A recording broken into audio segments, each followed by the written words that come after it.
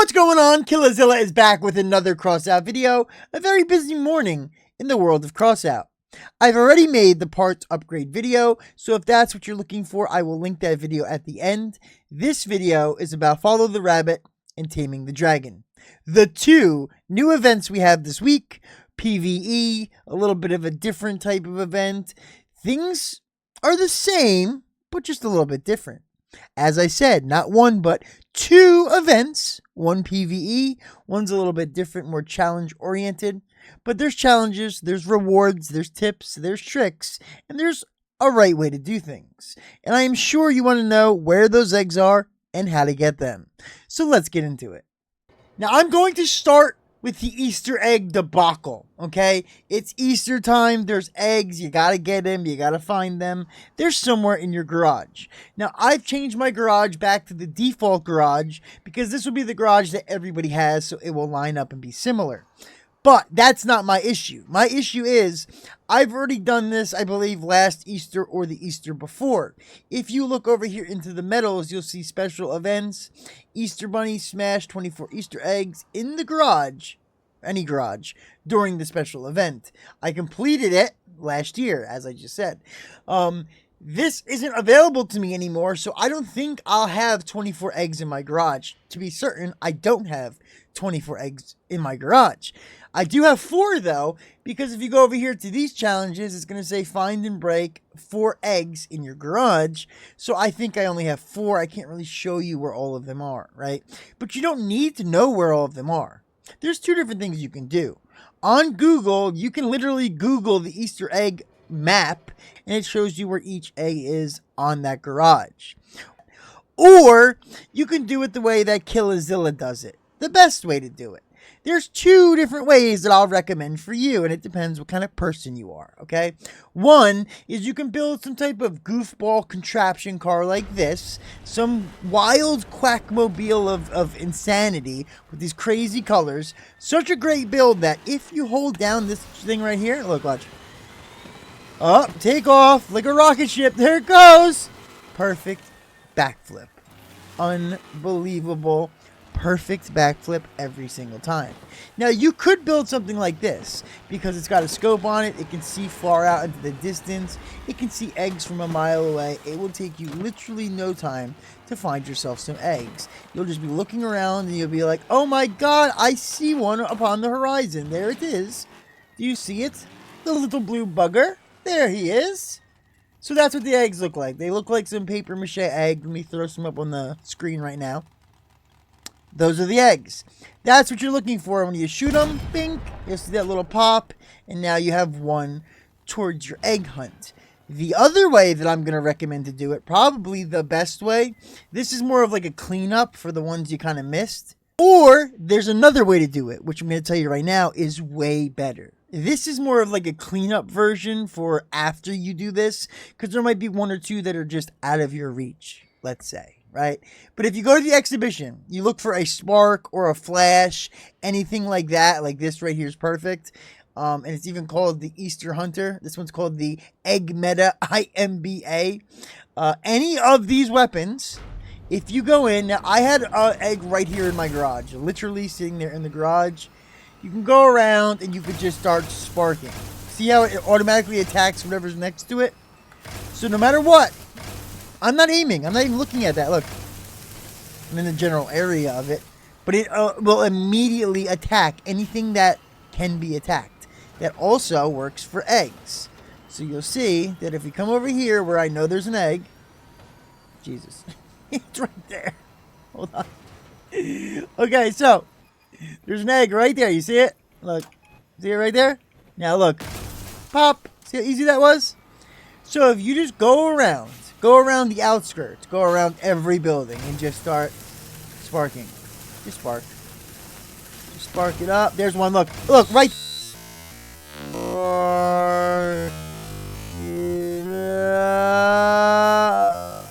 Right there. I didn't even see it, but did you see it? Look at the sparkles. There's my other egg, right? Just go around. You just spark all these little areas here. Keep sparking it up, just a little spark to do.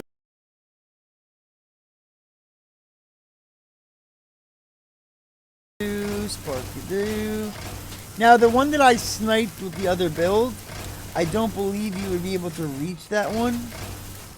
Maybe you could. I'm not certain. I haven't really tried it. There's another one right there. I believe that's all of them, right? 1, 2, 3, 4. Yep, that's all of them. So there it is. Find and break 4 Easter eggs. Challenge complete. Now, that's the best way to do it. I would say do that. And then if you're missing like 1 or 2, they're obviously on the outside of the map. So then cruise around with this thing just looking out on top of things. They're very easy to find. If you run around one time with the spark, you'll probably get all of them. You might miss 1 or 2, and those will be really easy to find. Now, yesterday, you should have had an incoming gift, which was a free hologram with bunny ears. Now, you're going to need those bunny ears. They are temporary, so you're not going to have them forever. Or will you? Let's find out.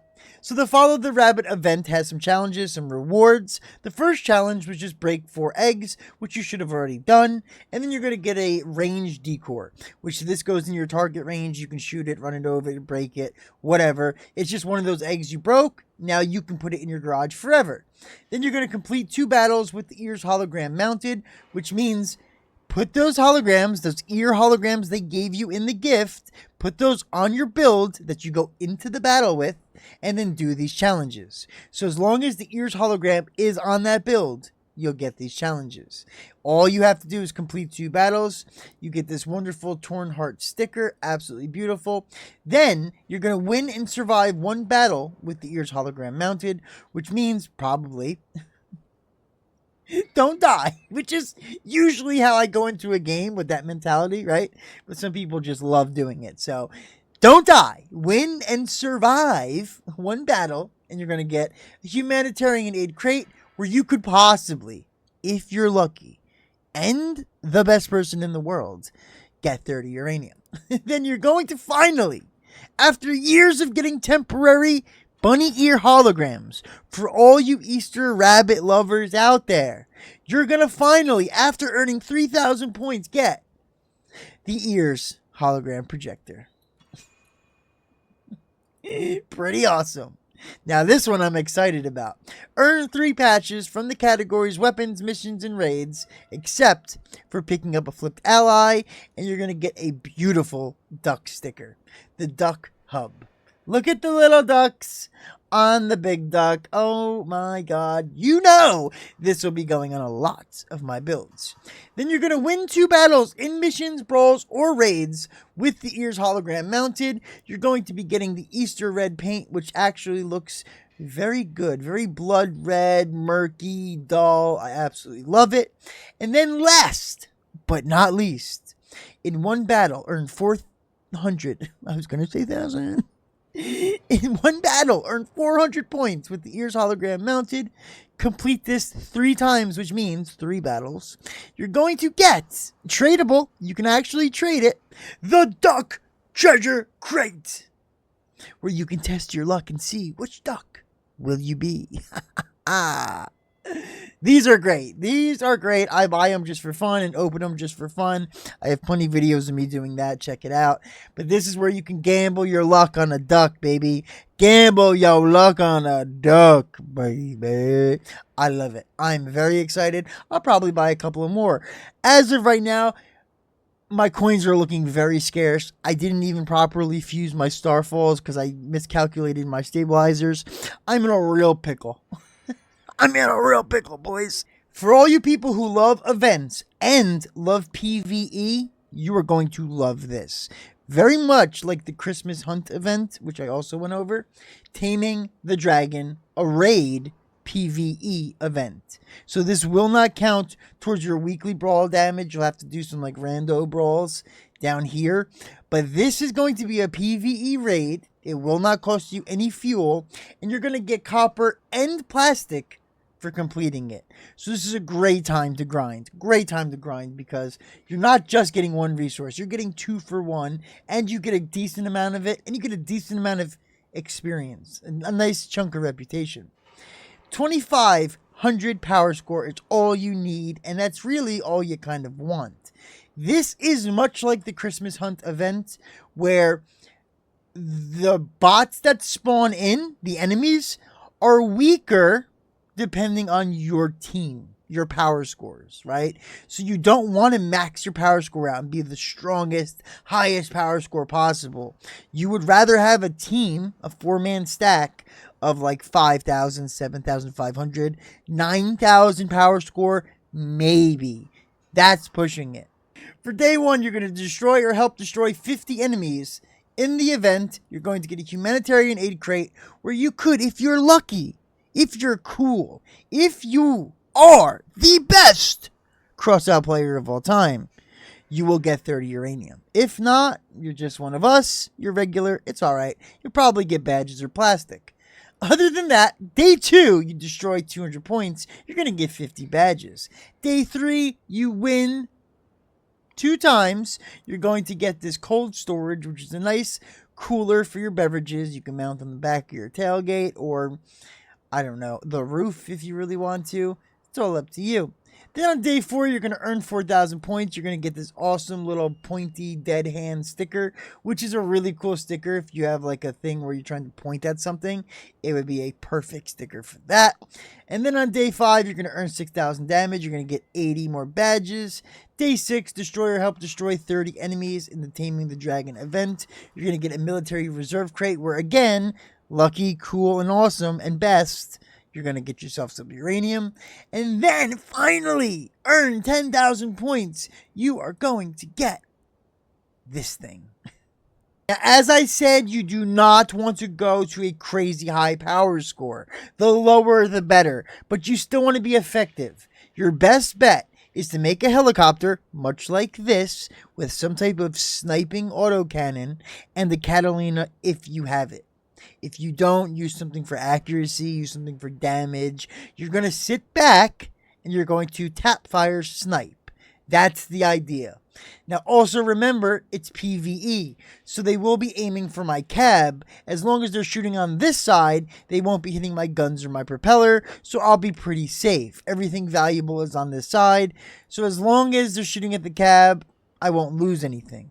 Unless I put this in between me and the enemy, they're going to shoot through this to get to my cab. So I need to be careful about that. But this is the type of build which you can find all over the exhibition. If you want, I'll send it to you. Just let me know. This is definitely what you want, and you can use multiple different weapons. You don't need these. You can use storms. You can use therms, whirls, tempests, whatever autocannon you have, you can use it. You can even use rapiers. Doesn't really matter. To be honest with you, some people would even argue that a 5,000 power score rapier build is even better. Because again, the more power score and the better weapons we get, it doesn't increase our damage that much. But the weaker we are, it really decreases their armor a lot, right? So it's not like the stronger our build, the more damage we're going to do to them. That's not how this works. It's the weaker our build, the weaker they are, which is going to allow us to do more damage to them, if that makes sense. So that's what we got here, 7,500 power score helicopter build. Let's get into 1 or 2 games so I can kind of just show you the strategy. One thing you're going to notice is this guy's at a way higher power score, so that kind of sucks. That's the problem. The problem is the right way to play this game, or this game mode, is at a lower power score. But a lot of people don't know that, or they just won't do that, right? And then that allows everyone else to kind of suffer. Or not allows, but forces. You don't allow somebody to suffer. You make them suffer, right? Yeah, you kind of make the rest of the team suffer because now these enemies are a little bit stronger than they should be. If everybody was, let's say, under 9k, I would be, at full buff, I would be popping these suckers real easy. Now, the bosses are kind of a nightmare, but from what I've heard, it's not that much more for beating the boss. So as long as you can just keep getting to the boss and rinse and repeat, you should be alright. That will probably be the most time-effective and efficient way to grind out the plastic. The reward's not as crazy as the Christmas hunt. The Christmas hunt was a little nutty when it came to reputation, rewards. I think that was on purpose because it was Christmas. But Easter's Easter, you know. It's a holiday, so it's not too bad. It's pretty good. And again, if raids are your thing, like, again, this is just my opinion, no judgment. But I just can't bear raids, man. I can't do it. A Leviathan raid is sometimes too boring for me. I'm a PvP guy, you know? But some people like this stuff, man. They love doing raids, and this could be hours and hours of just good old PvE fun. And at the same time, you're going to get yourself copper, plastic, reputation, and some holiday rewards. Not too bad, right? But the strategy is definitely teamwork, man. You definitely want to find a team. Maybe go into general chat and be like, hey, anybody trying to grind out some of these really quick? An hour or two of this a day. You'll end up with a lot of resources for sure. But this is the thing I try to tell everybody about this, right? Solo queuing is almost not worth it. There's a lot of times where you just don't make it far enough. And to spend all the time in the beginning doing these like first couple levels, buffing up your Catalina, going through the whole process, to not even make it to the boss, it's not really worth it. So unless you have at least one friend with you, I wouldn't recommend just trying to solo queue grind this, you know. Definitely go into the general chat. Maybe check out the Killazilla Discord. People are in there. Or if you want to really find people, go to the base. 77Bear has the base Discord, which has some of my stuff on there he's been putting, but it's just more Crossout oriented, more active people. So you should be able to find people on there at least. It definitely takes a team though, 100%. There's, I believe there's stream videos of Christmas, me and the Quacks doing the Christmas hunt. We were trying to get, it was 20 the max, I think it was. Getting over 20 was hard, or 30, I don't remember, but we were doing it, man. We were getting in there. We were getting robbed a couple of times. I remember we got it in the time that it said to do it, but the time would still run out. Like, it was so dumb. But it was fun. Like, that's the thing that I'm trying to say here is I'm not a raid guy, and I don't find this amusing whatsoever. But if it was me and 3 of my friends, 3 of my boys, 3 of my clan members, even hell, 3 random people that I'm in a Discord chat with, right? If we're doing this and we're trying to get to the highest level, like that's what we're actually trying to do, that's awesome. Yes, of course it's entertaining, and I would do that, you know? But just to, like, grind this by myself, no. It's not for me, dude. I mean, maybe if I had some music on or something, it's debatable. Now, here's another thing. Restoring ally. You need to restore your ally. You need to restore your ally. The respawn timer is like a minute. It's ridiculous, right? You need to restore a dead ally, or they're never coming back. It'll be a minute before they come back, towards the later rounds when people are actually dying. If you all die at the same time, game over. Now, because the respawn time is a minute, it's very easy to all be dead at the same time unless you're actually restoring allies. Now, see how he's restoring him and the bar is going up? If he takes any damage, that bar will go down, right? So you have to be safe to restore. That's another thing. It's kind of hard towards the later rounds to do it solo, because you're running in to go do it, and then these guys are pushing you. They're attacking you. They're causing damage. But as long as you're not taking damage, you'll be able to do it. See right here. Now, you don't have to land, but see how annoying it is because I keep getting out. I just want to stay on. So I need to land. That's the only thing that sucks. Now, you don't need to have a helicopter. The only reason why I recommend it is the fireworks spawns. Like, you can see where they spawn. See the fireworks? So now I know they're over here, and I can just immediately start putting damage on them. You know what I mean? That's the whole point of that. Jesus. I should have made this a little bit shorter. It's a little too wide. When you build these, don't make it too wide, because then it gets a little wonky with the handling. Oh, right underneath. The beautiful thing, too, is that they have the little flare action going on, so you can see them from pretty far away.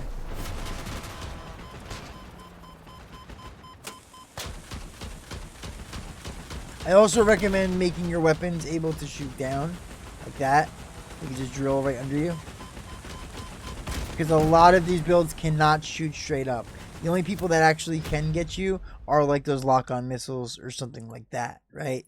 Now for that game, I only got 19 copper, 10 plastic, and like 4,000 experience. But we didn't make it that far.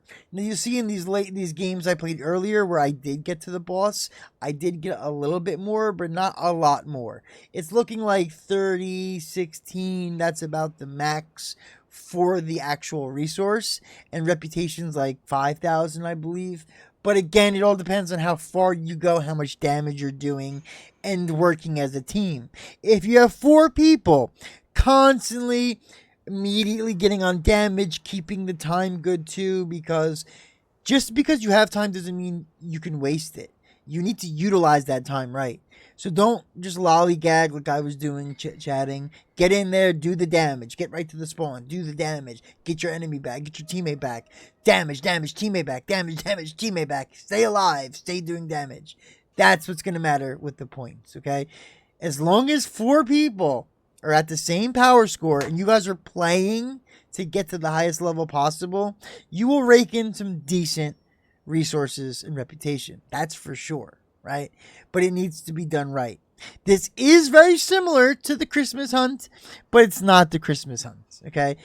Again, I don't know if that was done because it was Christmas or if we just got lucky and it was a mess up and they just allowed it to happen because the reputation for the Christmas hunt was ridiculous. But if you're somebody who absolutely loves PvE and raids and all that bot action, you're going to love this event because it's something new. You know, you can only do raids so many times.